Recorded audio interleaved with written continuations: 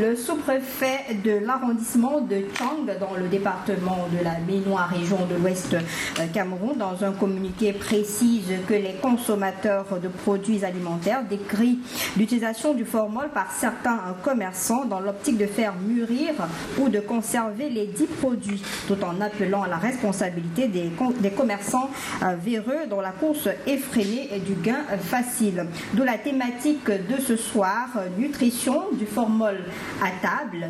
On en parle juste après.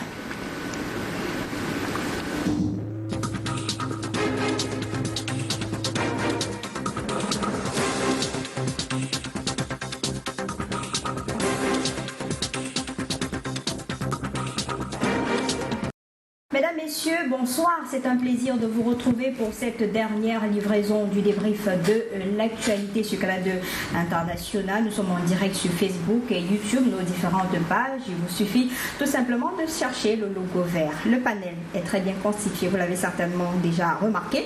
Je commence par une autorité traditionnelle. Il est très passionné par ce qui concerne les consommateurs. Il nous vient tout droit de son village de l'autre côté, Dieudonné Yoga. Bonsoir et bienvenue. Bonsoir à tous les fidèles de cette émission, bonsoir à tous les copanélistes. Pour préparer un festival, il s'agit de quoi? En fait, ce n'est pas un festival en tant que tel. Nous avons construit dans notre village ce qu'on appelle le Mbaïmbok, c'est-à-dire c'est un musée traditionnel pour garder les reliques de nos ancêtres. Alors, la semaine, le week-end prochain, il y aura donc ce qu'on appelle Sassenberg Rimbok, c'est-à-dire balayer le cours avant l'inauguration officielle qui va se passer en fin octobre. D'accord, on sera là pour suivre cette actualité avec vous. Naturellement, tout le monde sera invité pour découvrir enfin ce que la tradition Bassa réserve aux gens. D'accord, félicitations à vous, garant de la tradition, surtout en cette période de vacances où les jeunes sont appelés à retourner au village pour apprendre un peu ce qui se passe là-bas. Naturellement, parce qu'il y aura les contes, les défilés de mots traditionnels pour que les gens découvrent exactement ce qui se faisait avant. Lui, c'est l'opérateur économique dans une autre casquette, mais il est nutritionniste phytothérapeute, Dr Marcel Thiaguet. Bonsoir et bienvenue. Bonsoir Madame Lille, bonsoir à tous les téléspectateurs. Comment se porte le restaurant La Méthode M? Plutôt très bien, plutôt très bien. Et c'est où? C'est situé où? Rue Ancien Bureau de Transport Aqua, nous sommes à Douala, et juste derrière la microfinance Ofina. C'est ce qui justifie votre présence sur ce plateau. Merci. Puisqu'on parle de repas, ce qui entre dans nos ventres, si on a l'habitude de le dire ainsi. Voilà. Lui également, il a effectué le déplacement de l'Adamawa pour nous retrouver sur ce plateau, entrepreneur agricole. C'est la casquette qu'on préfère choisir ici, puisqu'il nous vient du PCRN. Karamoko Souleymane, bonsoir et bienvenue. Bonsoir Léne, merci beaucoup. Bonsoir à tous les copanélistes. Bonsoir à tous les téléspectateurs du Canal 2 International. C'est toujours un plaisir pour nous de se retrouver sur ce plateau et surtout félicitations au PDG du groupe Canal 2 pour le siège de cet auguste média. Le sénateur Emmanuel Chatier nous regarde certainement et il reçoit très bien vos félicitations. Ça se passe bien avec les routes dans la Damawa déjà? Pas évident. Figurez-vous, j'ai fait 2 jours et demi de route quittant Ngaoundéré pour Douala. Ça n'a pas été facile. On a plutôt, au lieu de parler des nids de poules, nous avons plutôt des nids d'éléphants, parce que la route quittant Ngaoundéré Meganga, il y a pratiquement 343 trous que j'ai comptés. Et puis voilà, disons au niveau de Bertois, Yaoundé, c'est quand même en bon état, mais par contre Ngaoundéré Garoua, c'est une catastrophe. On se demande réellement pourquoi de l'autre côté nous avons ce problème d'entretien de la route, parce que la route qui relie Garoua-Ngaoundéré, c'est pratiquement moins de 300 km. Figurez-vous, on fait pratiquement 11 heures de temps de route. On appelle donc maintenant le ministre des Travaux publics. Et maintenant, même à l'institution chargée des fonds routiers, de voir ce problème. Parce que d'un moment à l'autre, quand les gens vont commencer à se plaindre de l'état de cette route, il ne faut pas qu'on dise qu'on va envoyer les abeilles sur les gens. De toutes les façons, nous interpellons depuis sur ce plateau le ministre des Travaux publics, Ganou Doumissi, parce que même pour ce qui concerne l'axe Douala, Bafoussam, c'est la catastrophe. Pour ce qui est du Grand Nord également, c'est vrai qu'il a donné des explications par rapport à cela, mais toujours est-il, les populations ont besoin de routes. Alain Foni, expert en agro-industrie, c'est un plaisir de vous avoir. Plaisir partagé. Bonsoir. Bonsoir et bonsoir à tous les téléspectateurs de Canal 2. Comment va votre société? Elle se porte bien. Sûr? D'accord. Les opérateurs économiques n'aiment pas beaucoup parler. Donc, on aura tout à l'heure en direct de Yaoundé Dr Albert Zé, économiste de la santé pour la problématique du jour. Mais nous apprenons à l'instant l'exclusion définitive du parti le MRC de Michel Doki. On aura certainement d'autres précisions au cours du journal 19h50 tout à l'heure. Maître Doki Michel Sonia est exclu définitivement du MRC pour refus manifeste de se conformer à la ligne politique et à la discipline du parti. Et cette décision prend effet à compter de la date d'approbation de la présente décision par le directoire du parti, conformément à l'article 21 des statuts du MRC. Puisqu'il n'y a personne du MRC ici, nous ne pourrons pas commenter cette actualité-là. On reviendra dans le 19h50. L'actualité du jour, donc, c'est la nutrition avec le formol introduit dans les produits. Alors, je commence par vous, bambok, bananes, plantains, fruits, légumes, viande et poissons subissent donc des injections du formol pour faire mûrir ou conserver les produits. C'est impensable. Oui, comme vous dites que c'est impensable, mais c'est ce que nous vivons depuis des années. Et c'est pour ça que nous avions opté depuis une vingtaine d'années, n'est-ce pas, de faire nos champs au village et de nous en occuper.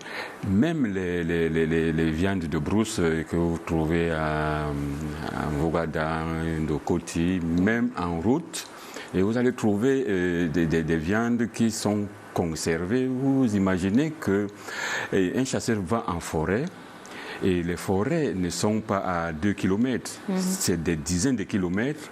Ils font des semaines, mais ils viennent avec du gibier frais. Est-ce que vous imaginez que c'est normal ou bien c'est de la magie? Non.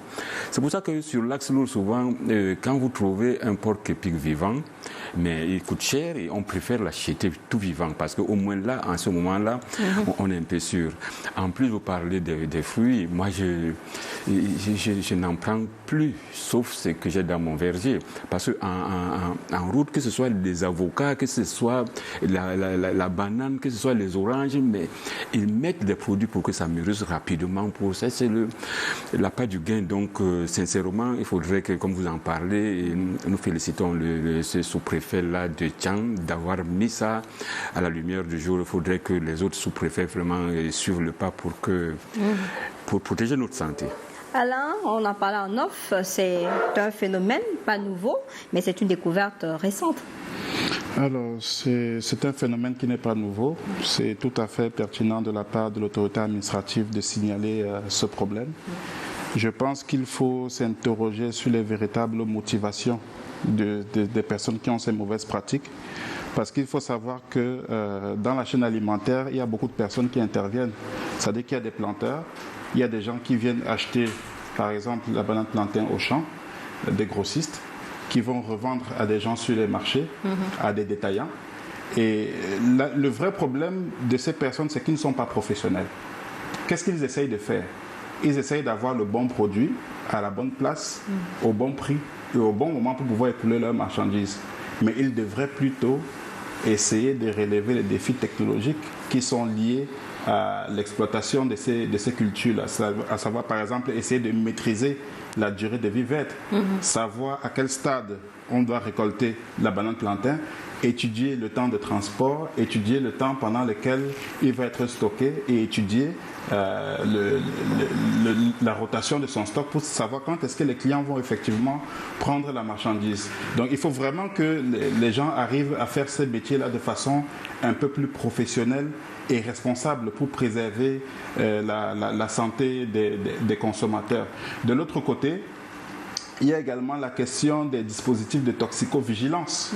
Parce qu'il faudrait, c'est vrai qu'on a eu une information comme quoi il y a des consommateurs qui se plaignent, mais il faut un dispositif de toxicovigilance qui encadre ça, pour qu'il y ait des prélèvements, qu'il y ait des tests, pour qu'on ait des données scientifiques un peu plus probantes qui nous donnent, qui nous restituent la réalité des faits et qui nous disent un peu quelle est la gravité de la chose, jusqu'à quel point on a des problèmes dans ce sens-là. Donc je pense qu'il faut qu'il y ait des études un peu plus approfondies dans le domaine pour qu'on puisse véritablement percevoir la gravité de ce problème-là et qu'il y ait également de la sensibilisation et de la normalisation dans la commercialisation de certains produits. On reviendra sur ce volet tout à l'heure. Je voudrais demander à Marcel, est-ce que vous sentez ces produits-là dans les aliments que vous manipulez au quotidien pour servir ou bien conseiller les potentiels consommateurs?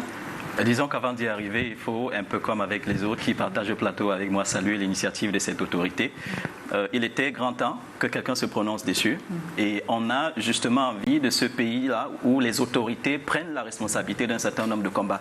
Parce qu'à partir de ce moment, la voix porte véritablement et on a affaire à un certain nombre de personnes qui, justement, se jettent dans le combat et au final, on a des résultats qui sont intéressants. La question, vous me posez, est-ce qu'au quotidien, je me retrouve confronté, ou du moins, je tombe sur des aliments qui sont, je ne sais pas, qui ont été affectés par le formol ou par d'autres substances. La grande question, c'est qu'en général, est-ce que le consommateur est renseigné sur les signes, sur les choses qui devraient être considérées lors de l'achat et qui permettent justement de dire ça c'est sain pour la consommation et là il faut que j'évite. En général, le consommateur n'est pas renseigné et je crois que l'intérêt, d'une émission comme celle-ci, c'est surtout, au final, bien sûr, donner quelques astuces, je précise encore, qui pourraient permettre aux uns et aux autres, aux ménagères comme on dit, de faire la différence entre ce qui doit être acheté pour la consommation et au final la santé justement de la famille et puis ce qu'il faut éviter tout simplement. Souleymane, comment comprendre que des cultivateurs, des producteurs s'imaginent même de mettre un produit pareil dans le plantain, dans les légumes, les pastèques? Voilà, je crois qu'il faut essayer de comprendre le pourquoi toutes ces personnes qui interviennent dans cette chaîne, que ce soit les producteurs, que ce soit les commerçants, pourquoi est-ce qu'ils utilisent le formol pour essayer de conserver ou bien accélérer la maturité de ces produits-là. Il faut, hormis le communiqué du sous-préfet de Tchang qui a interpellé les consommateurs de ce côté, là-bas on a dit carrément que la course est effrénée au gain. Mais néanmoins, moi je vois ce problème sur un autre aspect. Pourquoi? Il y a d'abord en amont les producteurs qui ne sont pas assez outillés d'un, et puis des deux, c'est que on essaye de gagner en temps pour la maturité des produits, également pour le transport amené du bassin de production au niveau du circuit de distribution. Parce qu'il y a les problèmes des routes, vous savez, amener des produits parfois 100-200 km, on fait en 3-4 jours. Ça justifie cela? Une autre cause, c'est pour ça que je vous dis, on analyse d'abord, on doit comprendre le pourquoi d'abord, et maintenant essayer de trouver des solutions. Il y a également la question de la conservation de ces produits-là. Parce que hormis les légumes, il y a également de la viande. Tout à l'heure, Lombobo parlait de la viande de brousse. Hormis même dans nos centres urbains, la viande que nous consommons et même du poisson. Et ce n'est pas un phénomène nouveau. En 2020, je crois, il y avait une campagne qui a lancé le Conseil national de la consommation sur la sensibilisation d'utilisation de ce produit-là, qui devient inquiétant et en conséquence un problème de santé publique. Donc maintenant, ce qu'on devait essayer de faire, c'est d'aller non seulement au niveau de la sensibilisation, mais au niveau de la répression. Il faut que toutes les sectorielles doivent être d'accord, essayer de voir, de réprimander ceux qui utilisent ce produit-là, notamment au niveau du ministère de l'Agriculture, connaître également les producteurs, surveiller également comment est-ce que ça se passe. On va venir sur des propositions après. Hein. Oui, bien sûr. Oui. Même au niveau maintenant, on se demande la brigade de contrôle au niveau du ministère de Commerce. Comment est-ce que quand les produits sont exposés sur le marché, parce que le consommateur, lui, il ne peut pas connaître, parce que le consommateur ne peut pas savoir qu'il y a eu peut-être il y a le formol qui a été introduit sur le produit. Donc il y a maintenant ces institutions ou bien qui doivent jouer normalement leur rôle au niveau de la surveillance et du contrôle de ces produits. Alors Dieudonné, comment faire le consommateur, parce que là finalement c'est le consommateur qui se retrouve dans des situations assez complexes, reconnaître qu'il y a des additifs utilisés de façon abusive dans ces aliments-là et ce n'est pas propice à la consommation. Et comme un expert l'a dit, il doit y avoir des pistes de reconnaissance de ce qu'il faut prendre et ne pas prendre. Mais quand on n'a pas ces pistes, qu'est-ce qu'il faut faire? Moi, je vais vous donner l'exemple que moi, je donne souvent aux gens. Quand vous êtes en route, vous n'êtes pas au marché, vous êtes là, vous achetez des produits. N'achetez jamais des produits là où il y a un mini-marché. Vous trouvez un papa qui est là, une maman devant sa cour avec 2 ou 3 plantains, achetez chez lui parce que là, ça vient du champ. Or, dans les agglomérations, c'est quelqu'un qui a acheté quelque part, qui est aussi venu vendre et on ne sait pas comment ça a été produit. Quelquefois même, nous, on cherche des gens qui sortent du champ. Et là, on achète. On est sûr que là, cette maman a besoin de pétrole, a besoin de savon. Et ça, c'est un peu acceptable. Mais quand vous allez dans des grandes surfaces, rassurez-vous, parce que c'est les gros producteurs qui le font. Et ces gros producteurs-là ne peuvent pas produire à la perte. Donc, ils essaient d'utiliser des moyens scientifiques, des produits chimiques pour augmenter leur production. Et rassurez-vous, quand c'est fait comme ça, à l'intérieur, vous allez trouver de ce qui n'est pas bon. D'accord. Alors, il y a des messages, des questions de téléspectateurs. Vous qui êtes responsable d'une structure, quel est le contrôle que vous faites sur les produits qui arrivent parfois entre les mains? Bon, en fait, nous, on a un cabinet de conseil. On n'est pas une organisation de contrôle. On fait des... Dans votre passé, pour ne pas trahir quelque chose, voilà, ici, dans votre passé, vous avez travaillé justement... On est beaucoup plus sur des plans d'affaires. Moi, ce que je pense, c'est qu'un consommateur doit être averti. C'est-à-dire que vous allez constater que parfois, on attend l'action des pouvoirs publics, mais les consommateurs doivent être avertis. Les Camerounais doivent avoir des véritables associations de consommateurs qui portent la voix. Comment on fait pour savoir que dans la banane plantain, si les légumes, pastèques, j'ai du formol ou bien j'ai d'autres pesticides, d'autres produits chimiques, comment je fais pour une pastèque là, par exemple, à l'image, comment je fais pour savoir? Tout ce qui m'intéresse, c'est est-ce que c'est rose? J'avale. Non, à mon humble avis, il n'y a pas de formule magique. Il n'y a personne qui peut regarder une pastèque et déterminer qu'il y a des pesticides ou bien du formol à l'intérieur. Le problème qu'il faut poser, c'est un problème général, c'est un problème de traçabilité des produits. La question qu'il faut se poser, quand vous voyez un régime de plantain ou une pastèque, elle vient d'où? Elle a été récoltée quand? Quel est le processus qu'elle a suivi? Le véritable problème, c'est que sur certains produits ici, on n'a pas de traçabilité. C'est-à-dire qu'il y en a qui achètent un régime de plantain, ça mûrit le lendemain. Peut-être qu'il l'a acheté au 9e jour. On ne sait pas s'il l'a acheté au 9e jour ou au 5e jour. À quel stade est-ce que le plantain a été récolté? Est-ce que c'est étiqueté? Quand vous entrez dans un supermarché, généralement, vous avez des produits qui sont emballés. On a mis des caractéristiques derrière. On a mis des dates de péremption et autres. C'est nous, les consommateurs, qui devons nous lever pour être un peu plus exigeants envers les producteurs. Donc, je pense qu'il n'y a pas vraiment de formule magique. Un marché, il doit être encadré. Je pense qu'il faut mettre des normes de commercialisation de certains produits, puis qu'on sache, qu'on ait une idée de l'origine des produits qu'on consomme. Il y a des gens qui consomment parfois des oranges. Ils ne savent pas que c'est importé. Il y a beaucoup de produits qui circulent comme ça, mais il n'y a pas d'étiquette, il n'y a pas de label.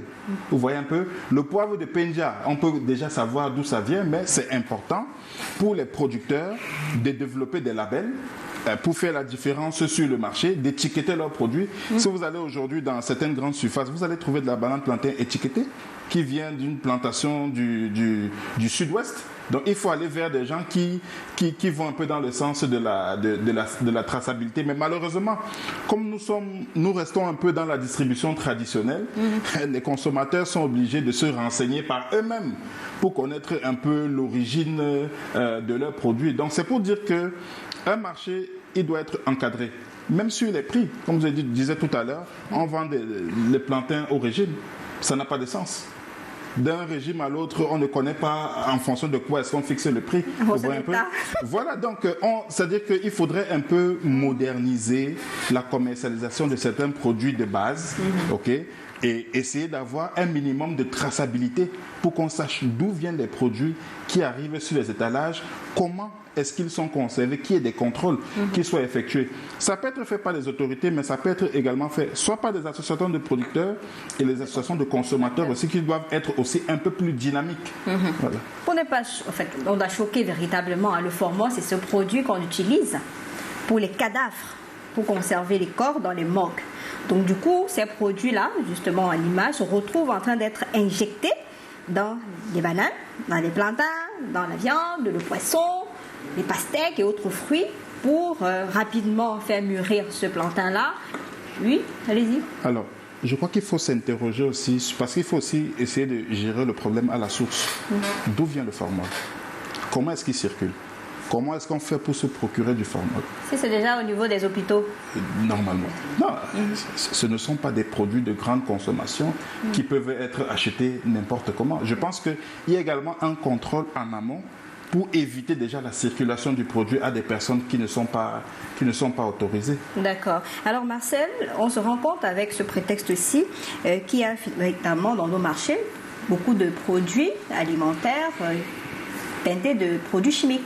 Vous parlez du formol, mais il y a pire encore, ou du moins, c'est une combinaison de facteurs ou de réalités qui rendent la chose encore un peu plus compliquée.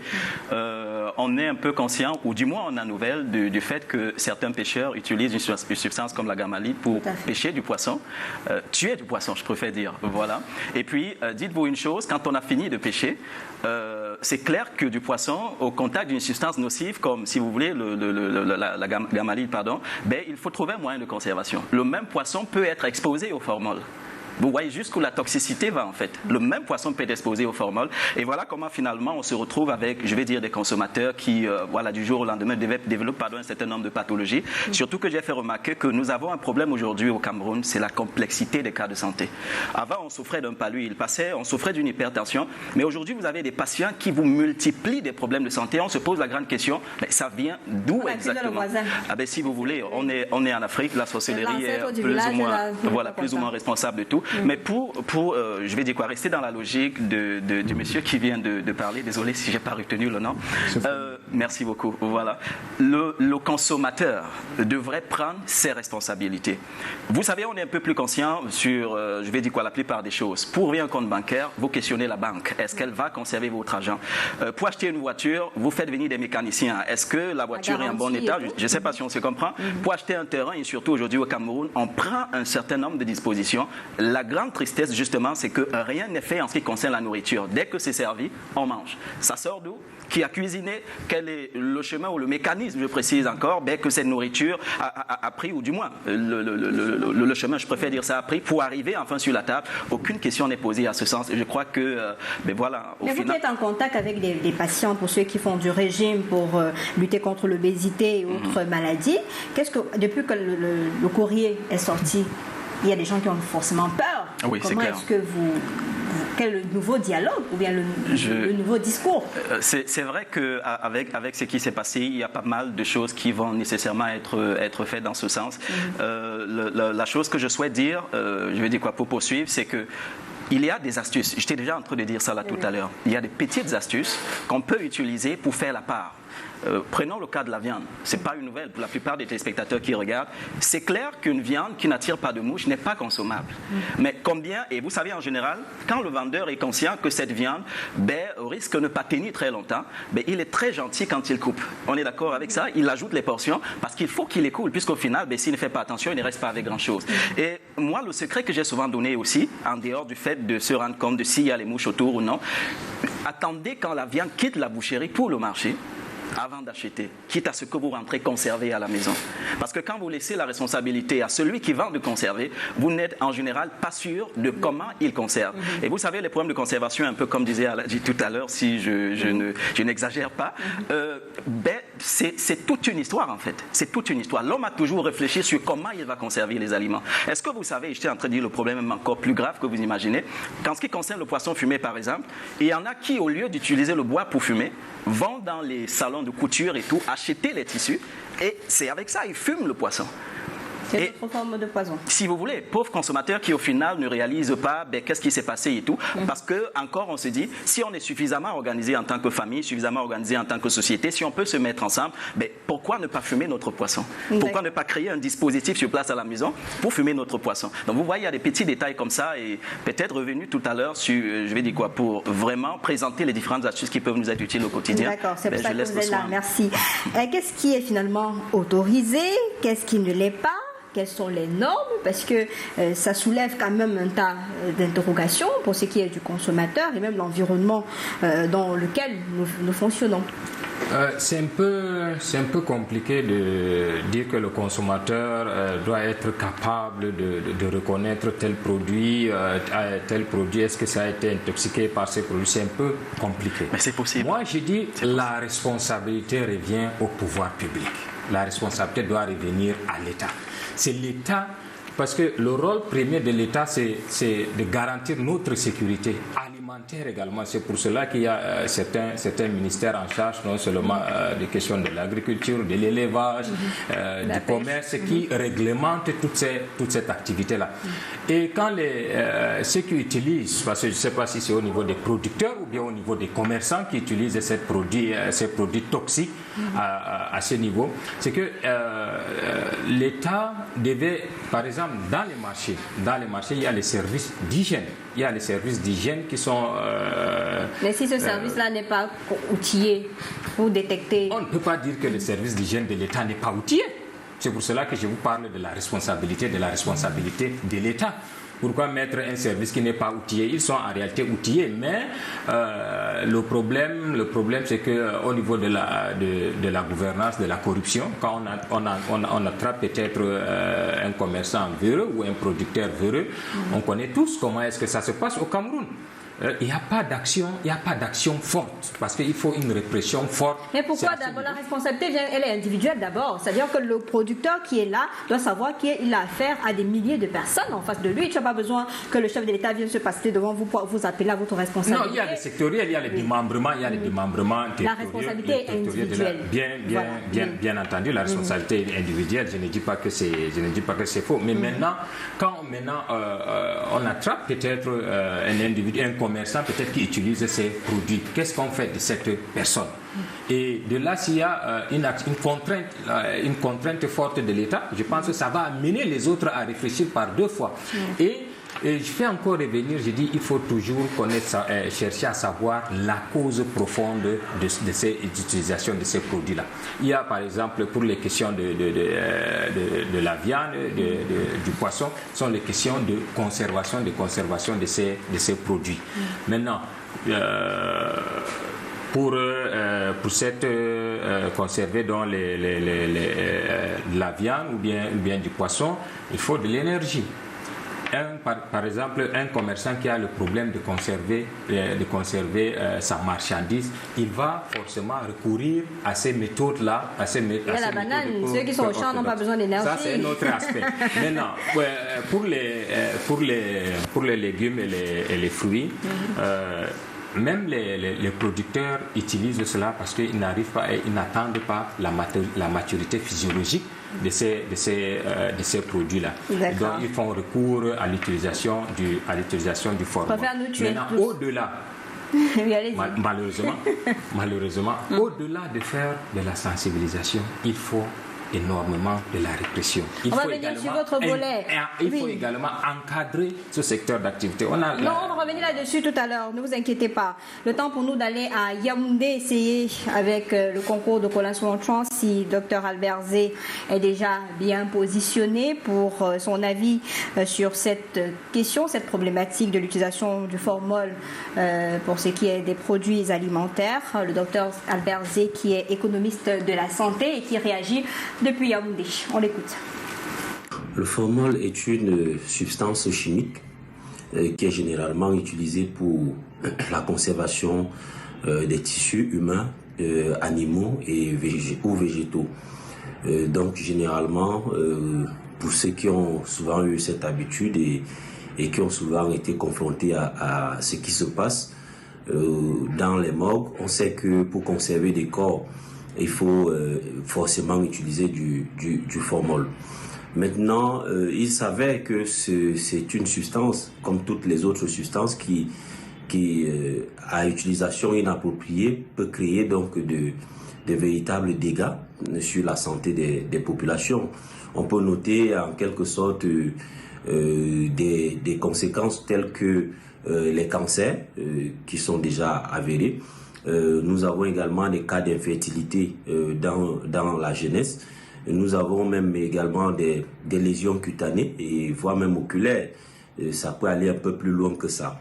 Nous, aujourd'hui, nous sommes suffisamment exposés parce qu'il faut le dire que ça expose la santé de toute la population, ça expose la santé de tout un pays et de plusieurs autres pays parce qu'il faut encore le dire que c'est un phénomène qui n'est pas seulement visible au Cameroun mais dans beaucoup d'autres pays à travers le monde. Alors, j'ai tout simplement un regret de le dire une fois de plus aujourd'hui ce soir que je constate qu'effectivement nos responsables continuent à jouer la sourde oreille tout simplement parce que on a bel et bien l'impression qu'ils n'en ont rien à foutre du Cameroun. On dit généralement chez nous que si vous voyez quelqu'un qui frappe votre chien, c'est pas au chien qu'il en veut mais plutôt à vous, le propriétaire. Donc si aujourd'hui nous sommes exposés, nous sommes suffisamment exposés sous le regard silencieux de nos dirigeants, c'est tout simplement parce que ces dirigeants n'aiment pas en quelque sorte le Cameroun, parce qu'il faut le dire ici que une plus grande exposition à ces produits et ce libertinage qui continue va faire à ce que dans les années à venir, les Camerounais seront davantage malades et c'est le système de santé qui va en péril. C'est le pays qui va devoir subir des conséquences et des lourdes conséquences de cette situation. Et autre chose que je voudrais dire ici, c'est que effectivement, il faudrait que ceux qui sont des commerçants puissent comprendre une chose, c'est que on ne peut pas continuer à tuer ceux-là qui sont des consommateurs, qui sont vos clients. Il faut à un moment donné arrêter cette mauvaise utilisation de ces produits et permettre à ce que nous puissions retourner à une consommation qui est assez saine et assez bonne pour notre santé. Économiste de la santé qui réagissait depuis Yaoundé, ça me permet de vous demander ceci, Dieudonné, est-ce que la santé du consommateur est privilégiée dans le commerce ou alors c'est d'abord la recherche permanente du profit? Si on arrive donc à détecter l'utilisation du formol dans les aliments, c'est comme un crime contre l'humanité. Je pense que le commerçant ou le producteur s'en fout vraiment de la santé du consommateur final. Son intérêt prioritaire, c'est de faire du bénéfice. Alors, aujourd'hui, il y a des gens qui pensent que l'AVC, l'hypertension, c'était pour des vieillards. Mais aujourd'hui, on trouve des jeunes qui attrapent l'AVC, qui sont l'insuffisance rénale, vous avez des jeunes de 10 ans, alors, 12 ans. tout ça provient d'où? Tout ça provient de ce que nous consommons. C'est là le véritable problème. Alors, comme un panéliste l'a dit, il faut que le consommateur ne doit pas attendre tout de l'État. Il faut qu'il prenne ses propres responsabilités. Alors, prendre ses propres responsabilités, c'est faire quoi? Et c'est vrai, on ne peut pas voir un produit, savoir que ce produit-là est toxique. Mais il y a des produits, n'est-ce pas, qui désintoxiquent le corps, qu'il faut prendre régulièrement, tout simplement. Et vous mangez ceci, vous prenez ça pour nettoyer votre corps.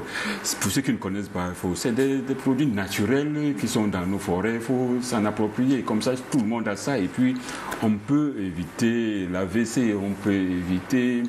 Je n'avais pas envie de dire ce que ces jeunes garçons-là font aujourd'hui. Tu trouves un jeune garçon qui vient auprès de Bombo, dit papa, vraiment, c'est grave pour moi. C'est toujours des choses comme ça, parce qu'ils ne peuvent plus. Non plus l'énergie nécessaire. Non plus. C'est à dommage. cause de ça, voilà. Et du coup, on se retrouve avec une jeunesse fragilisée. Et justement, il y a quelqu'un qui a réagi sur la question en disant que les pesticides de Monsanto utilisés dans la cacaoculture puis interdits ailleurs ont continué à être utilisés ici. C'est-à-dire qu'il faut vérifier également le circuit, comme on l'a mentionné tout à l'heure. Bon, je pense que pour la question des pesticides, il y a un dispositif d'homologation au Cameroun. Il y a un dispositif d'homologation. On ne met pas des pesticides sur le marché comme ça. Ça c'est homologué. Il y a certes de la contrebande, des produits qui peuvent entrer par des frontières poreuses.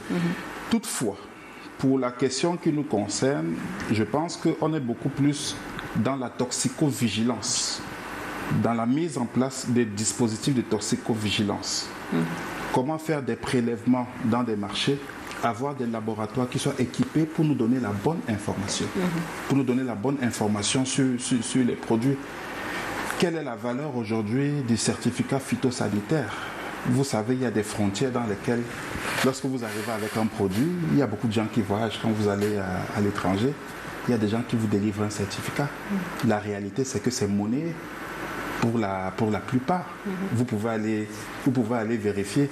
Et quel est le sérieux qu'il y a derrière cette démarche-là? Donc, il faut vraiment qu'on ait des dispositifs de contrôle à travers des méthodes qui soient scientifiquement vérifiables et qu'on ait des données. Parce qu'un problème qui est bien posé peut être, il est à moitié résolu. Il faut qu'on sache à quel point on a des problèmes. De l'autre côté, il y a la question du pouvoir de négociation des consommateurs au Cameroun. Parce que quand on parle d'association de consommateurs, nous, on n'a pas réellement de pouvoir. On est des consommateurs, on subit beaucoup. Vous avez vu, les gens se sont un peu levés à un moment donné pour les télécoms. Pour les télécoms, il y a eu des petits mouvements. Après, c'est bon. Mais les consommateurs, contrairement à certains pays où les consommateurs sont vraiment avertis, les pays du Nord, il y a des produits, lorsqu'ils n'ont pas une certaine traçabilité, ils ne peuvent pas être acceptés sur le marché.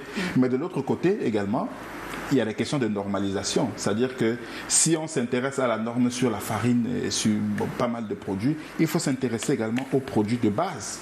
Il faut sortir des normes sur les produits qui sont consommés par les Camerounais chaque jour et qui sont mis dans des étalages. Tant au niveau du dispositif de production qu'au niveau de la conservation.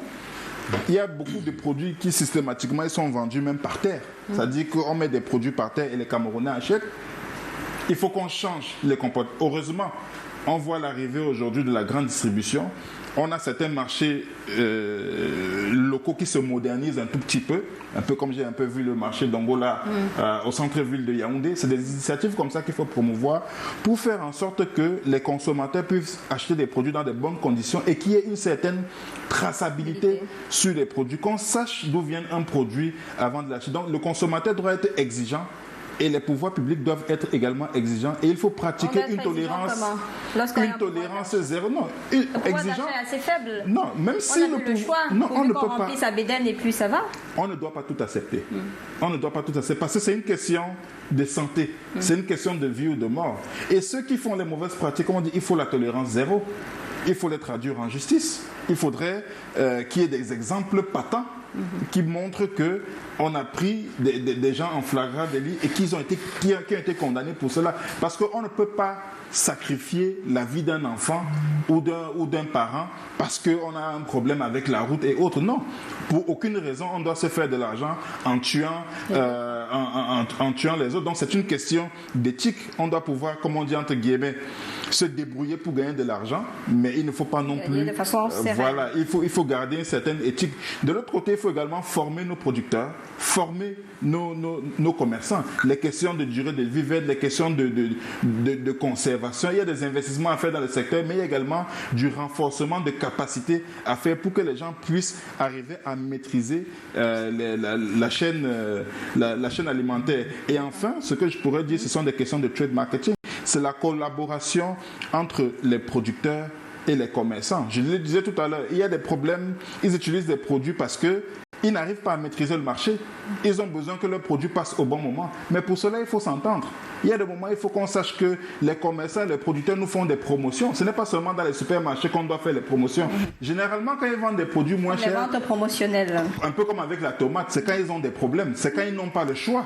Vous voyez un peu. Mais ils ne s'entendent jamais ensemble pour mettre des produits sur le marché à des périodes précises en faisant des partenariats gagnant-gagnant entre les commerçants et les producteurs. Et ils doivent également s'intégrer au niveau de la chaîne. Marcel, on en parle aujourd'hui, mais ça a déjà eu des effets sur la santé des populations depuis des lustres. Vous-même, vous avez eu des malades qui ont, on appelle entre guillemets, qui ont mangé tout et n'importe quoi et se retrouvent dans des situations assez compliquées aujourd'hui au point où vous ne dormez pas parce qu'il faut réduire un certain nombre de choses. Vous savez, aucune nation ne peut véritablement se développer sans les deux fondamentaux que sont la santé et la sécurité. Si nous n'avons pas ces deux-là, je crois que tous les autres efforts sont, je vais dire quoi, sont vains. Imaginez une nation de malades. Alors, qui rend service à qui aide qui véritablement? Le monsieur l'a dit tout à l'heure et il a bien dit, il n'y a pas de bonne raison pour tuer quelqu'un parce qu'aujourd'hui, la mort est littéralement servie dans l'assiette. Est-ce que le problème, c'est justement, un peu comme il disait, le fait pour le vendeur de ne pas être dans les temps en ce qui concerne l'écoulement de ces produits? Non, je pense qu'il y a plus une volonté, je précise encore, de vendre et de vendre à tout prix, peu importe ce qui arrive après. C'est vrai qu'après, on va se poser des questions sur est-ce que ces mamans, ces papas sont en général renseignés sur les potentiels dangers de ces produits? Parce que je vais vous dire quelque chose, vous ne le savez peut-être pas. Quand ils vendent, leurs proches viennent acheter. Asso, on est voisins au quartier, on est même peut-être de la même famille, les proches viennent acheter. Peut-être, il y en a qui ne sont pas suffisamment renseignés sur les conséquences, je précise encore, des produits qui sont utilisés, soit pour conserver un peu comme le formol tout à l'heure, ou alors entraîner un mûrissement rapide justement des fruits. Et après, on se dit, entre toute autre chose, et merci vraiment pour cette émission, il faut renseigner, il faut informer, il faut éduquer, parce que tout passe par là nécessairement. D'accord. Voilà. Il faudra aussi que la NOR entre en jeu, parce que tout ceci arrive parce que la NOR ne fait pas son boulot. Tout à fait, c'est ce que je voulais. Je parlais à l'entame de l'émission. L'agent de normes et de qualité. Ces missions sont bien définies. Amener à travailler avec le gouvernement, de proposer certaines politiques de normes, d'homologation même de certains produits, afin de voir la traçabilité de certains produits sur le marché. Et c'est tellement compliqué. Je vais prendre un exemple. Ma grand-mère qui vit par exemple à Nyabaka, elle ne peut pas connaître que tel produit ou bien telle viande a été utilisé, le formol a été utilisé pour conserver, ou bien le formol a été utilisé sur le poisson par exemple.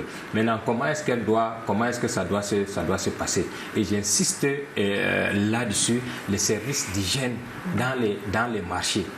Dans les communes, dans la décentralisation. Dans les communes et même dans les délégations,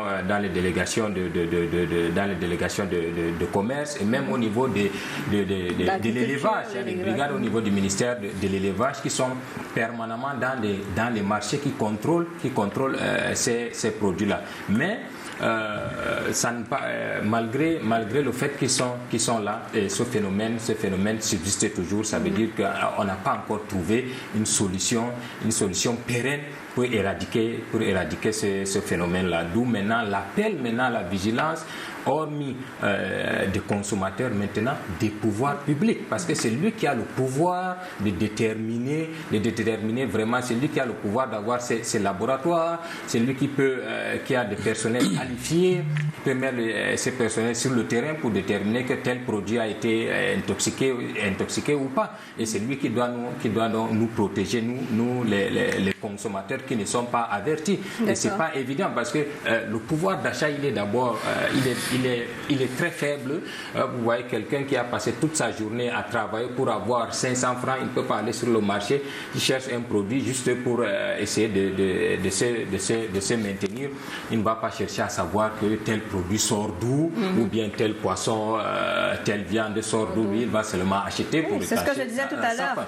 Donc vraiment la solution beaucoup plus sur les pouvoirs publics et certaines agences comme la NOR et même les associations des consommateurs qui même la recherche scientifique aussi puisque...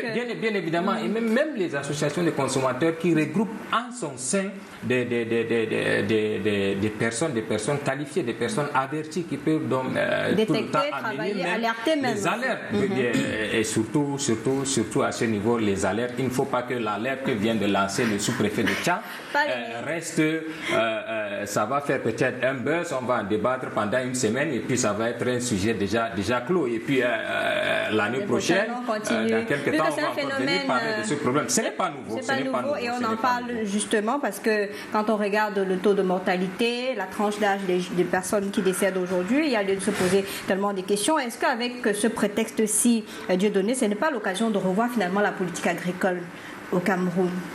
ça pourrait intervenir et régler un certain nombre de choses, ou limiter même.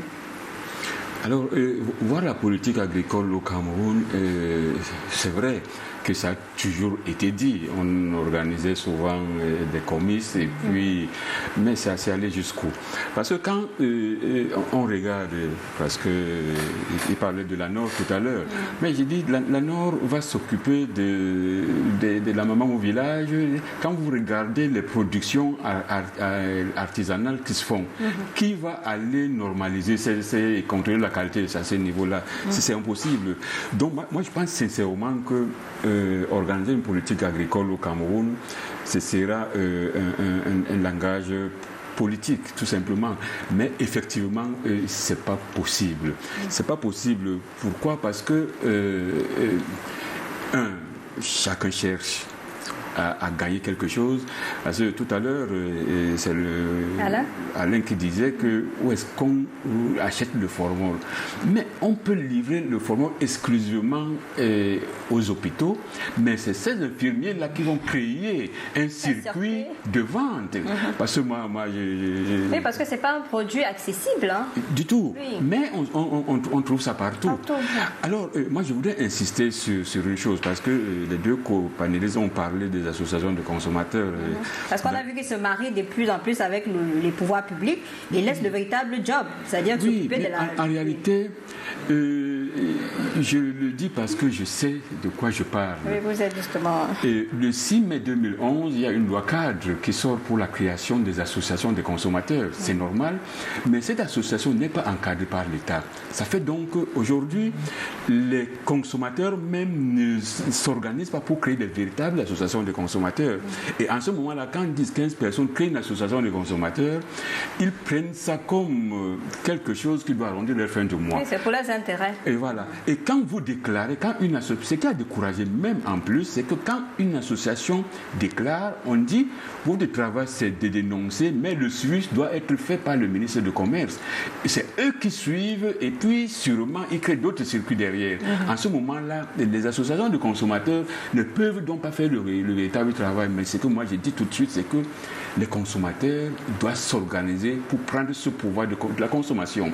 Donc adhérer dans des associations de consommateurs pour contrôler ça vous-même. Parce que quand une association est créée par un individu, c'est déjà un organisme d'État, donc c'est public, tout le monde peut y accéder, ça n'est plus la propriété d'une personne. D'accord. Marcel, il y a quelqu'un qui demande, peut-on continuer ainsi à se nourrir avec les produits cultivés à la houe par des vieilles mamans?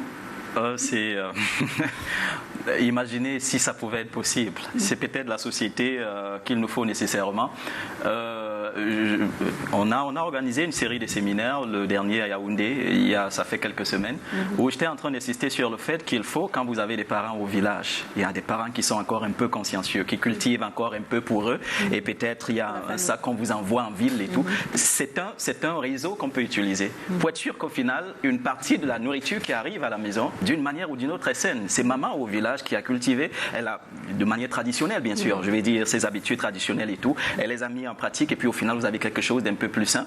Et je ne sais pas à quel moment on commence à parler de quelques solutions. Nous n'allons pas continuer à manger du formol ou consommer du formol et tous les autres, je vais dire quoi, produits chimiques ici et là. J'étais justement en train de parler de ces astuces. Un fruit comme la banane. Je sens que vous aimez la banane. Voilà. C'est qu'il y a un à la maison qui a la banane. D'accord. Ok. Prenez le cas d'un fruit comme la banane, sans insister véritablement sur les différentes couleurs et tout le reste. La banane, quand elle est mûre, est véritablement mûre. On n'a pas besoin de vous dire le goût, ou du moins le sucre est doux, il est bon. Maintenant, si vous avez affaire à une banane qui clairement semble être mûre, et vous avez l'impression que le goût sucré n'est pas véritablement prononcé, vous êtes en présence de quelque chose qui n'a pas mûri dans les conditions qui conviennent tout simplement. Est-ce que c'est le vendeur qui a fait quelque chose? Il y a un point d'interrogation, mais vous avez la responsabilité du moment où vous avez constaté dans la poubelle. que le fruit Bon, après, qu'on ne me dise pas que la conjoncture est dure. Les problèmes de santé nous coûtent encore plus, il faut le dire. Voilà. Donc, à partir du moment où vous vous rendez compte que, tiens, la banane en temps normal, quand elle mûrit, elle doit avoir un goût, je vais dire, tout ce qu'il y a d'assez doux, en tout cas, je parle du sucre qui est à l'intérieur. Et bon, c'est vrai que là, ça me... Je préfère cette banane qui mûrit avec des petites taches rousses dessus. Ah, d'accord. Là, vous êtes sûr d'une chose, c'est que cette banane a mûri dans les conditions qui conviennent. Ce type de banane. Mais vous avez cette banane qui a été exposée à tout ce qu'on est en train de citer ici. En général, elle ne va pas avoir ces taches, mais elle va commencer à pourrir, ou du moins avoir des teintes un peu plus sombres, ou noires tout simplement. Et là, vous vous dites, tiens, il y a un problème, je dois... Et chaque fois qu'on va chez le vendeur, on prend le temps d'observer. Moi, je n'achète pas de banane jusqu'à ce que je me rende compte qu'il y a cette tache rousse dessus. Et parce qu'il y a la viande, le poisson, la pastèque qui est carrément fermée. Bon, après, comme je suis en train de dire, vous avez acheté, vous n'allez pas refuser d'acheter, puisqu'on a tous été d'accord ici qu'au marché, aucune condition n'est mise en place pour être sûr que l'acheteur achète quelque chose de sain. Vous êtes arrivé à la maison avec et vous réalisez au goût. Et prenons même le cas ce sont des produits chimiques, il ne faut pas oublier. Le poisson, s'il est congelé, quand il dégèle, je ne sais pas si je peux utiliser cette expression, vous pouvez le rapprocher de vos narines. S'il y a un produit chimique, vous devez d'une manière ou d'une autre, surtout parce que le docteur qui est passé tout à l'heure disait, ça crée des problèmes de troubles respiratoires. Comment ça les crée? Si à la base, il n'y a pas d'inhalation, je vais dire au moment de manipuler tout ça, il y a probablement un problème. Et à partir de là, vous vous dites, tiens, je dois être suffisamment prudent. Et aujourd'hui, on a un autre avantage au Cameroun, c'est que les gens ont, on va dire quoi, des sorties des temps ici et là, il y a des activités qui sont pratiquées. Mais pourquoi ne pas valoriser cette activité de sorte que tu es sûr que quand tu vas acheter ton poisson, tu as d'une manière ou d'une autre quelque chose de véritablement frais. Si on doit continuer à, on va dire quoi, aller dans les poissonneries, aller au marché, on n'est jamais sûr de qu'est-ce qui s'y est passé, mais on est au moins sûr de celui qui a son état, que d'une manière ou d'une autre, mis à part un certain nombre de réalités, parce que j'ai dit, des hommes avec les cornes sur la tête, désolé pour l'expression, il y en a partout de toute façon. Mais je dis, à partir de ce moment, c'est un peu plus sûr. Donc on retient ça. Un fruit qui est supposé être très doux au goût et qui ne l'est pas, prenez le cas de l'ananas. Visiblement, vous voyez que c'est mûr, vous goûtez, c'est acide. Mais c'est pas normal. L'ananas, quand ça mûrit, c'est sucré, suffisamment sucré. Mais là, si c'est pas bon au goût, ça dit, je vais dire quoi? Vous avez l'impression que ça a mûri et finalement vous consommez, c'est acide. Non, il s'est passé quelque chose. Je ne sais pas quoi exactement. On a brusqué un peu, peut-être un peu comme un bébé qu'on brusque la sortie avant le jour J. On se retrouve dans des situations compliquées. Je vais me permettre de faire le dernier mot pour ce qui est de Souleymane. Pour sortir, on ne souhaiterait pas revenir ici pour parler encore de formol. De poison dans les produits que l'on consomme. Qu'est-ce pour le consommateur qui nous regarde? Je crois que le consommateur, un des panélistes a rappelé tout à l'heure, d'essayer de s'informer, de s'éduquer, d'être averti. Parce qu'il y a certains éléments, quand vous ne cherchez pas d'abord à vous informer, c'est compliqué. Moi, par exemple, j'ai une structure, une exploitation agricole où j'ai au niveau de ma direction un service de QHI, qualité, hygiène, service et sincèrement, vous n'utilisez environnement. pas de formol, vous? Bien évidemment. Moi, j'étais dans parce qu'on a dit qu'il y a des producteurs qui ne vont jamais accepter qu'ils utilisent ça. Non. Au niveau de faire ma production, pour moi, je veux faire une grande production. Dieu merci, j'ai prévu recruter carrément le service d'un responsable QHS qui essaye de nous orienter. Moi, j'étais dans l'optique d'utiliser certains pesticides. Vous disiez qu'à ce niveau, non, il ne faut pas utiliser tel, il ne faut pas utiliser tel. Et c'est parce que je me suis informé.